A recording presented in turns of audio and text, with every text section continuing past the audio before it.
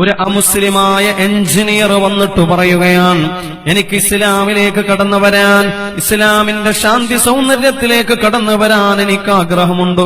പക്ഷെ എനിക്കൊരു ചോദ്യമുണ്ട്, ഞാൻ ഇസ്ലാമിലേക്ക് കടന്നു വന്നാൽ ഏതു ഗ്രൂപ്പിലാണ് വരേണ്ടത് എന്ന്. കാരണം അനവധി ഗ്രൂപ്പുകളും അനവധി സംഘടനകളും നമ്മുടെ ഈ കേരളത്തിന്റെ മണ്ണിൽ പോലുമുണ്ട്.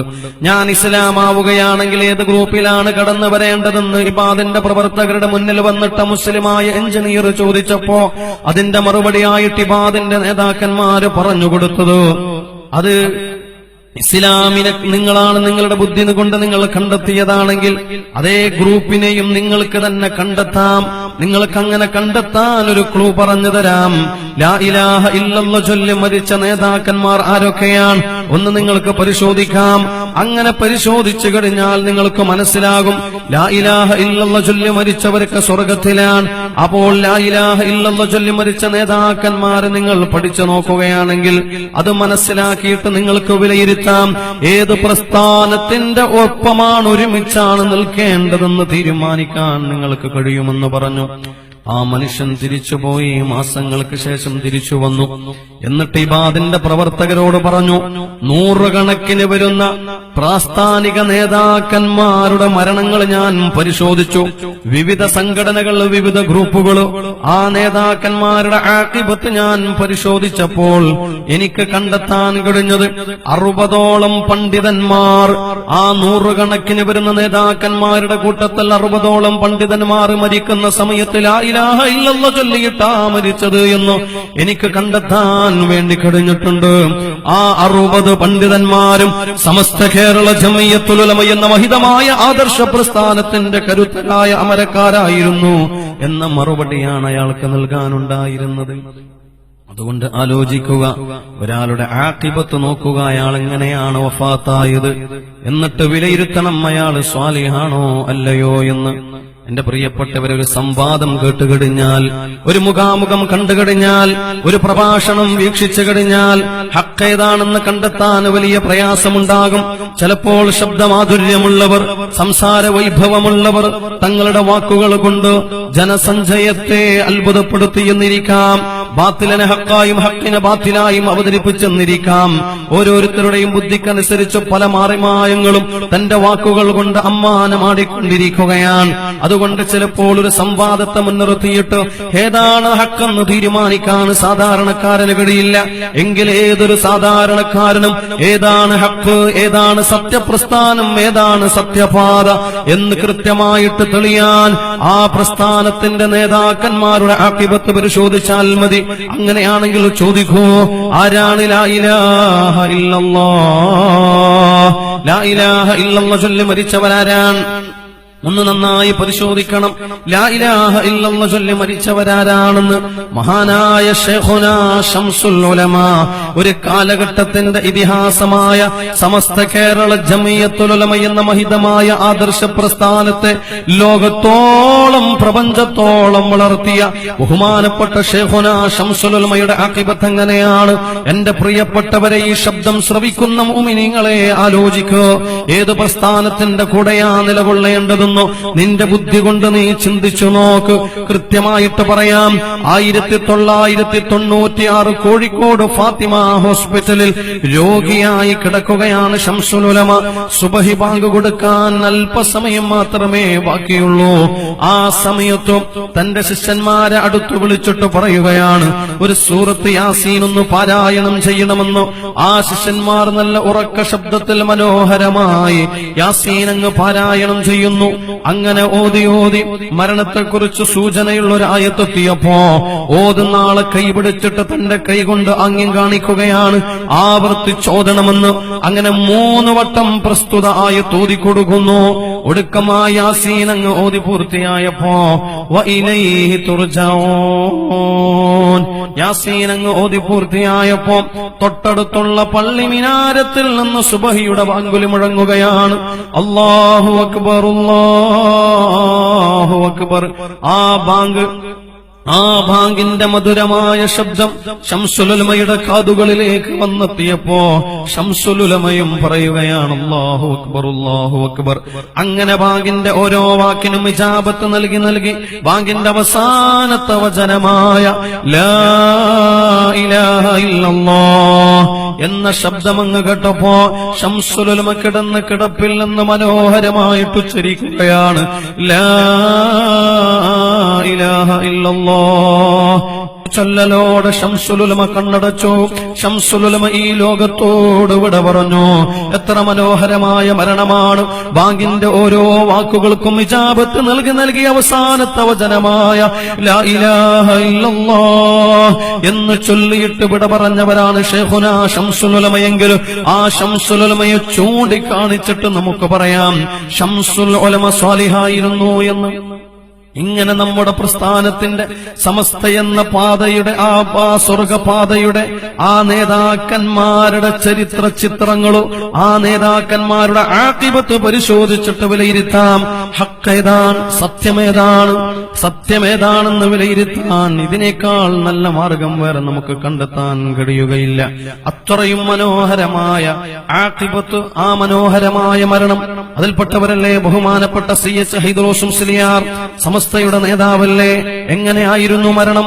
ഉറങ്ങാൻ വേണ്ടി പോകുന്നതിന്റെ മുമ്പ് തന്റെ ഭാര്യയോട് ചോദിക്കുകയാണ്, ഭാര്യ, നിനക്ക് ഭർത്താവ് മരിച്ചു കഴിഞ്ഞാൽ ചെയ്യേണ്ട കാര്യങ്ങൾ എന്തൊക്കെയാണെന്നറിയുമോ? ഭാര്യ കൈമലർത്തുകയാണ്, എനിക്കറിയില്ല. ആ സമയത്ത് CH ഉസ്താദ് പറയുകയാണെങ്കിൽ ഞാൻ പറഞ്ഞു തരാമെന്ന്. ഭാര്യ തിരിച്ചു പറയാൻ, നേരം വെളുക്കട്ടെ എന്നിട്ട് പറയാമെന്ന്. CH ഉസ്താദ് പറഞ്ഞു, നേരം വെളുക്കാനൊന്നും സമയമില്ല, നീ ഈ സമയത്ത് തന്നെ കേൾക്കണമെന്ന് പറഞ്ഞിട്ടു ഉറങ്ങുന്നതിന്റെ മുമ്പ് ഒരു ഭർത്താവ് മരിച്ചു കഴിഞ്ഞാൽ ഭാര്യ ചെയ്യേണ്ട കാര്യങ്ങൾ മുഴുവനും പറഞ്ഞു കൊടുക്കുകയാണ്. അങ്ങനെ അവർ രണ്ടുപേരും ഉറങ്ങാൻ കിടക്കുന്നു. പാതിരാ നേരമായപ്പോൾ CH ഉസ്താദിന് നെഞ്ചുവേദന വരുന്നു. അടുത്ത് കിടക്കുന്ന ഭാര്യയെ തട്ട് വിളിച്ചിട്ട് പറയുകയാ, എനിക്ക് വല്ലാതെ നെഞ്ചുവേദനിക്കുന്നു, കുടിക്കാൻ വെള്ളം കൊണ്ടു തരണമെന്ന് പറഞ്ഞപ്പോ ആ കിടന്ന കിടപ്പിൽ നിന്ന് എഴുന്നേറ്റ് ചൂടുവെള്ളമെടുക്കാൻ വേണ്ടി അടുക്കളയുടെ ഭാഗത്തേക്ക് ഭാര്യ നടന്നു പോകുമ്പോ ആ സമയത്ത് പിന്നിൽ നിന്ന് ഉറക്ക ശബ്ദത്തിൽ കേൾക്കുകയാണ് ലാ ഇലാഹ ഇല്ലല്ലാഹ്. ഭാര്യ ഒരു അപ്രതീക്ഷിതമായ ഉറക്ക ശബ്ദത്തിൽ ദിക്ർ ചൊല്ലുന്നത് കേട്ടപ്പോ പിന്നിലേക്ക് തിരിഞ്ഞു നോക്കിയപ്പോൾ കാണുന്നത് വഫാത്തായി കിടക്കുന്ന ബഹുമാനപ്പെട്ട CH ഹൈദ്രോസ് മുസ്ലിയാരെയാണ്.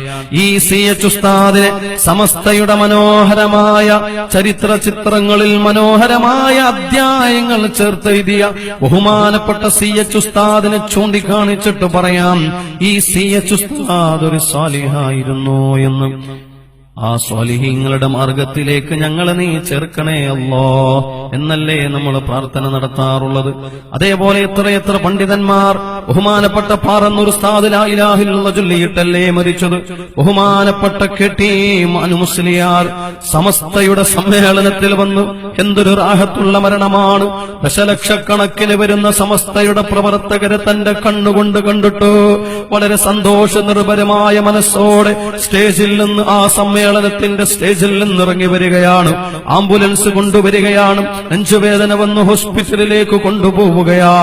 ആ ആംബുലൻസിൽ കയറ്റിയിട്ട് കൊണ്ടുപോകുന്ന നേരത്ത് ബഹുമാനപ്പെട്ട KT മാനു മുസ്ലിയാറിന് വല്ലാത്ത ക്ഷീണം തോന്നുകയാണ്. അതേ അവസാന സമയം അടുത്തിരിക്കുകയാണ്. ആ സമയത്ത് കൂടെയുള്ളവരോട് ബഹുമാനപ്പെട്ട നമ്മുടെ പ്രാസ്ഥാനിക നേതാവ് ഹമീദ് ഫൈളി അമ്പലക്കട ഉസ്താദ് ആ ആംബുലൻസിലുണ്ട്. അവരോടായിട്ട് പറഞ്ഞു, വണ്ടി നിർത്തണമെന്ന്. ആ ആംബുലൻസ് അവിടെ നിർത്തുകയാണ്. എന്നിട്ട് പറഞ്ഞു, എന്നെ കിബിലയിലേക്ക് തിരിച്ചു കിടത്തണമെന്ന്. ആംബുലൻസ് നേരെ കിബിലയിലേക്ക് തിരിച്ചു വെച്ചു കൊടുക്കുകയാണ്. അങ്ങനെ ആ കിബിലക്ക് അഭിമുഖമായി കിടന്നുകൊണ്ട് ബഹുമാനപ്പെട്ട KT മാനു മുസ്ലിയാർ ഉറക്കെ പറഞ്ഞില്ലേ, ലാ ഇലാഹ ഇല്ലല്ലാഹ് എന്ന് 4 വട്ടം ഉറക്കെ പറഞ്ഞുകൊണ്ടാണ് ബഹുമാനപ്പെട്ട KT മാനു മുസ്ലിയാർ ഈ ലോകത്തോട് വിട പറഞ്ഞതെങ്കിലും എന്റെ പ്രിയപ്പെട്ട മുഅ്മിനെ, ഹക്കേതാണെന്ന് തീരുമാനിക്കാൻ ഇതിലും വലിയ തെളിവിന്റെ ആവശ്യമിന് വേണോ? എന്നാൽ ഇതേ KT മാനു മുസ്ലിയാർ അന്ന് സമ്മേളനത്തിൽ വരുമ്പോ പതിവില്ലാതെ ഭാര്യയോട് വീട്ടിൽ നിന്നിറങ്ങുന്ന സമയത്ത് പറയുകയാണ്, ഒരു തോർത്തുമുണ്ട് എടുക്കണമെന്ന്. ഭാര്യ ചോദിച്ചില്ല, എന്തിനാണ് തോർത്തുമുണ്ട്? പതിവില്ലാത്ത തോർത്തുമുണ്ട് എന്തിനാണെന്ന് ചോദിച്ചപ്പോ ഭാര്യയോട് പറയുകയാണ്, ഈ തോർത്തുമുണ്ടുകൊണ്ട് എനിക്കൊരു ആവശ്യമുണ്ട് എന്ന്. ഏതാണ് ആവശ്യമെന്നറിയോ? ആ ആംബുലൻസിന്റെ അകത്തളങ്ങളിൽ വെച്ചിട്ട് കെട്ടിയമാൻ മുസ്ലിയാർ വിട പറഞ്ഞപ്പോ താടി കെട്ടിയത് ഈ തോർത്തുമുണ്ടായിരുന്നു. എന്തൊരത്ഭുതമാണ്! അങ്ങനെ എത്രയെത്ര ചരിത്രങ്ങൾ, എത്രയെത്ര മഹാന്മാരുടെ മനോഹരമായ മരണമുഹൂർത്തങ്ങൾ. ബഹുമാനപ്പെട്ട റഈസുൽ ഉലമാ കാളമ്പാടി ഉസ്താദിന്റെ അഖീബത്ത് എങ്ങനെയാണ് എനിക്കറിയാം. കാളമ്പാടി ഉസ്താദ് മരിക്കുന്നതിന്റെ ദിവസം ഒരു 1-2 ദിവസം മുമ്പ്, അന്ന് ഉസ്താദ് ക്ലാസ് എടുത്തുകൊണ്ടിരിക്കുമ്പോ പതിവിൽ ക്ലാസിന്റെ സമയം കഴിഞ്ഞു. പട്ടിക്കാട് ജാമിയ നൂരിയ അറബി കോളേജിൽ 100 കണക്കിന് വരുന്ന ശിഷ്യന്മാർക്ക് ക്ലാസ് എടുത്തുകൊണ്ടിരിക്കുന്നതിനിടയിൽ ക്ലാസിന്റെ സമയം കഴിഞ്ഞു. പക്ഷേ ക്ലാസ് അവസാനിപ്പിച്ചില്ല. കിതാബിലേക്ക് കണ്ണും നട്ടിട്ട് ഒരുപാട് സമയം അങ്ങിരുന്നു. 10-15 മിനിറ്റ് കഴിഞ്ഞപ്പോ ഒരു മുത്തല്ലിം എഴുന്നേറ്റ് നിന്നിട്ട് പറഞ്ഞു, ഉസ്താദേ സമയം കഴിഞ്ഞിട്ടുണ്ട്. സമയം കഴിഞ്ഞ് 10-15 മിനിറ്റ് കഴിഞ്ഞിട്ടുണ്ടെന്ന് പറഞ്ഞപ്പോ ഉസ്താദ് പറഞ്ഞു, എനിക്കറിയാമടോ, നീ അവിടെ ഇരിക്ക് എന്ന്. അങ്ങനെ ഒരല്പസമയം കഴിഞ്ഞ് ബഹുമാനപ്പെട്ട കാളമ്പാടി ഉസ്താദ് എഴുന്നേറ്റ് ആ ദർസ് ഹാളിന്റെ പുറത്തേക്ക് ഇറങ്ങുകയാ. അല്പം കഴിഞ്ഞ് വീണ്ടും തിരിച്ചു വന്നിട്ട് ആ പഠന ക്ലാസിന്റെ ഹാളിന്റെ മുഴുവൻ ഭാഗത്തേക്കും ഒന്ന് നോക്കുകയാണ്. എന്നിട്ട് തിരിച്ചു പോവുകയാണതേ. ഇനി ഞാൻ മടങ്ങി വരില്ല എന്ന അർത്ഥത്തിൽ. എന്തിനേറെ, മരിക്കുന്നതിന്റെ 2 ആഴ്ച മുമ്പ് ഹോസ്പിറ്റലിൽ തന്റെ അസുഖത്തിന് വേണ്ടി, തന്റെ ശ്വാസം മുട്ടൽ എന്ന അസുഖത്തിന് മരുന്ന് വാങ്ങാൻ വേണ്ടി പോയപ്പോ ഡോക്ടർ എഴുതി കൊടുത്തു 1 മാസത്തെ ഗുളിക.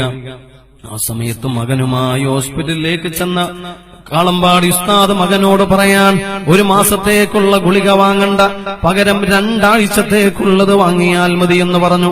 മകൻ പറഞ്ഞു, ഉസ്താദേ അത് നിർബന്ധമായും വാങ്ങേണ്ടതല്ലേ, പിതാവേ നിർബന്ധമായും വാങ്ങേണ്ടതല്ലേ 1 മാസത്തെ ഗുളിക എന്ന്. ബഹുമാനപ്പെട്ട കാളമ്പാടി ഉസ്താദ് പറഞ്ഞു, മോനെ 2 ആഴ്ചത്തേക്കുള്ളത് വാങ്ങിയാൽ മതി എന്ന്. എന്നിട്ടോ സംഭവം ചുരുക്കിയിട്ട് പറയാം. ബഹുമാനപ്പെട്ട കാളമ്പാടി ഉസ്താദ് 2 ആഴ്ചത്തെ അവസാനത്തെ ഗുളികയും കുടിച്ചതിന് ശേഷമാണ് ഈ ലോകത്തോട് വിട പറഞ്ഞത്. ഇനിയൊരു ഗുളിക കുടിക്കാൻ ബഹുമാനപ്പെട്ട കാളമ്പാടി ഉസ്താദിന്റെ ആയുസ്സുണ്ടായിരുന്നില്ല എന്നർത്ഥം. എന്ന് വച്ചാൽ മരിക്കുന്നതിന്റെ 2 ആഴ്ച മുമ്പേ അറിഞ്ഞിരുന്നുവോ ഞാൻ വിട പറയാൻ അടുത്തിട്ടുണ്ട് എന്ന്. എന്തൊരു റാഹത്തുള്ള മരണമാണ്! എല്ലാം മുന്നിൽ കണ്ടിട്ടുള്ള മരണം. അതേപോലെ സമസ്തയുടെ കേന്ദ്ര മുശാവറ അംഗമായ 100 കണക്കിന് 1000 വരുന്ന പണ്ഡിതന്മാരെ വാർത്തെടുത്ത പണ്ഡിത ലോകത്തെ ഇതിഹാസമായ ബഹുമാനപ്പെട്ട പൊന്മള ഫരീദ് ഉസ്താദ് എങ്ങനെയായിരുന്നു മരണം? വീട്ടിൽ വെച്ച് ളുഹാ നമസ്കരിക്കാൻ വേണ്ടി റൂമിലേക്ക് വുളൂ ചെയ്തിട്ട് കയറുകയാണ്.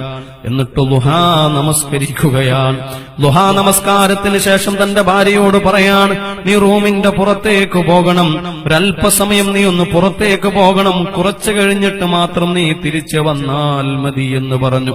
അങ്ങനെ ളുഹാ നമസ്കാരം കഴിഞ്ഞു, മുസല്ലയിലങ്ങിരുന്നു. അതാ ഭാര്യയോട് പുറത്തു പോകാൻ പറഞ്ഞു. അല്പസമയം കഴിഞ്ഞു ഭാര്യ വീണ്ടും റൂമിലേക്ക് കടന്നു വന്നപ്പോൾ കാണുന്നത് ആ വഫാത്തായി കിടക്കുന്ന പൊന്മള ഉസ്താദിനെയാണ്. ളുഹാ നമസ്കാരത്തിന് ശേഷം എന്തൊരു മനോഹരമായ തയ്യാറെടുപ്പിൽ വുളൂഓടുകൂടി മരിച്ചവരാണ്. എന്റെ പ്രിയപ്പെട്ട മുഅ്മിനീങ്ങളെ, ഇങ്ങനെ സമസ്തയുടെ ആലിമീങ്ങളുടെ ആഖിബത്ത് പരിശോധിക്കുകയാണെങ്കിൽ ദിക്ർ ചൊല്ലിയിട്ട് മരിച്ച സ്വാലിഹീങ്ങളുടെ ചിത്രങ്ങളാണ് നമ്മുടെ മനോഭിത്തിയിലേക്ക് കടന്നു വരുന്നതെങ്കിലോ ഇനിയും പറയാണ്ട് അനവധി നിരവധി ആഖിബത്തിന്റെ മനോഹരമായ മുഹൂർത്തങ്ങൾ. ഏതായിരുന്നാലും ബുദ്ധിയുള്ളവന് ആലോചിക്കാൻ, അല്ലെങ്കിൽ ചിന്തിക്കാൻ, അവന് ചിന്തിക്കാൻ ഇത് ധാരാളമാണ്. ഹഖ് ഏതാണ്, സത്യപ്രസ്ഥാനം ഏതാണ്, സത്യപാത ഏതാണെന്ന് തെളിയിക്കപ്പെടാൻ ഇതിൽ പരമനൊരു തെളിവിന്റെ ആവശ്യമില്ല. ഏത് സാധാരണക്കാരനും മനസ്സിലാക്കാൻ കഴിയുന്നു ഏതാണ് ഹക്കായ പാത എന്ന്. അത് സമസ്തയുടെ പാതയാണ്, സമസ്തയുടെ പാതയാണ് സത്യപാത. അല്ലാഹുവേ, ഈ സമസ്തയുടെ പാതയിൽ ഞങ്ങളെ നീ അടിയുറപ്പിച്ച് നിർത്തണേ അല്ലാ. നീ അടിയുറപ്പിച്ചു നിർത്തണേ അല്ലാ.